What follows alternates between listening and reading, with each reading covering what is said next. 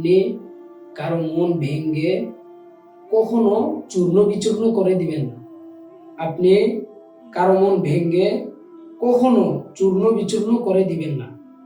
কারণ মানুষের মন হচ্ছে আল্লাহ তাআলার রহমতের ঘর, আর যখন আল্লাহ তাআলার রহমতের ঘরটা ভেঙে চূর্ণ বিচূর্ণ হয়ে যায়, তখন সেটা আল্লাহ তাআলা কখনো সহ্য করতে পারেন, কখনো না, কখনো আল্লাহ তাআলা সেটা সহ্য করতে পারেন।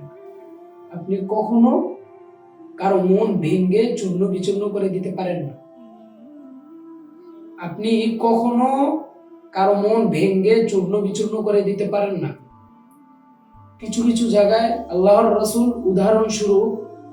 উদাহরণ দিয়ে বলেছেন যে তুমি আমার আল্লাহর ঘর বাইতুল্লাহকে ভেঙে ফেলো, তুমি আমার মদিনা শরীফকে ভেঙে ফেলো, যেই কালামুল্লাহ শরীফ আল্লাহ তাআলা আমার উপর নাজিল করেছেন সেই কোরআনকে তুমি আগুনে জ্বালিয়ে দাও, তারপরেও তুমি একজন মানুষের মনে তুমি আঘাত দিও না, একজন মানুষের মনে তুমি কষ্ট দিও না, একজন মানুষের মনকে তুমি দুঃখ কষ্ট দিয়ে চূর্ণ বিচূর্ণ করে দিও না।